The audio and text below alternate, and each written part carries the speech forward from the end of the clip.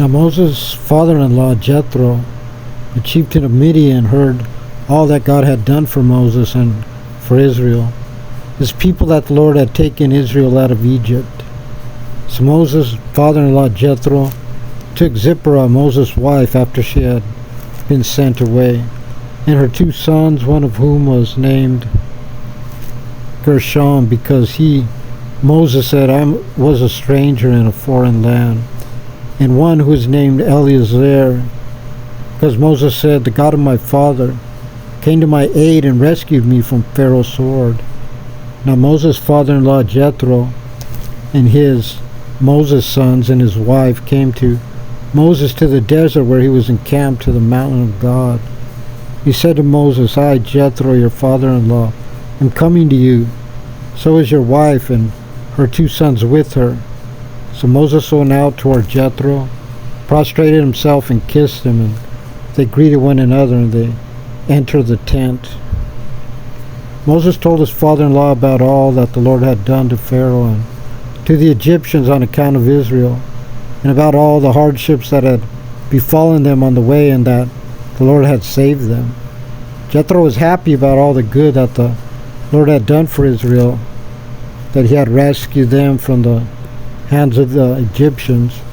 Thereupon Jethro said, Blessed is the Lord, who has rescued you from the hands of the Egyptians, from the hand of Pharaoh, who has rescued the people from beneath the hand of the Egyptians. Now I know that the Lord is greater than all the deities, for with the thing that they plotted he came upon them.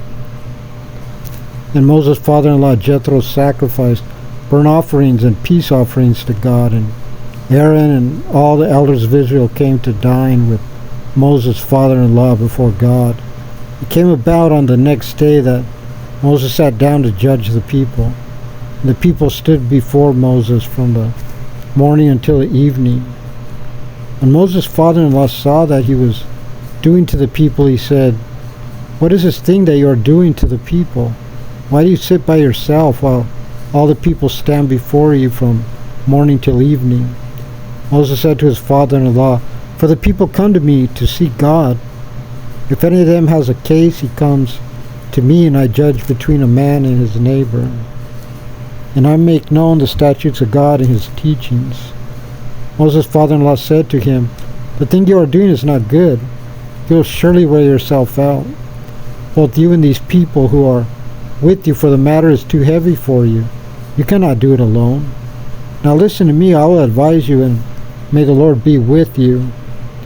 You represent the people before God, and you shall bring the matters to God. You shall admonish them concerning the statutes and the teachings, and you shall make known to them the way they shall go and the deeds they shall do. But you shall choose out of the entire nation men of substance, God-fearers, men of truth, who hate monetary gain, and who shall appoint over them Israel leaders over thousands, leaders over hundreds, leaders over 50s, and leaders over 10s. They shall judge the people at all times, and it shall be that any major matter they shall bring to you, and they themselves shall judge every minor matter, thereby making it easier for you. And they shall bear the burden with you. If you do this thing and the Lord commands you, you will be able to survive, and also all this people will come upon their place in peace. Moses obeyed his father-in-law, and he did all that he said. Moses chose men of substance out of all Israel, and appointed them as heads of the people, leaders of thousands, leaders of hundreds, leaders of 50s, and leaders of 10s. And they would judge the people at all times. The difficult cases they would bring to Moses, but any minor case they themselves would judge. Moses saw his father-in-law off, and he went away to his land.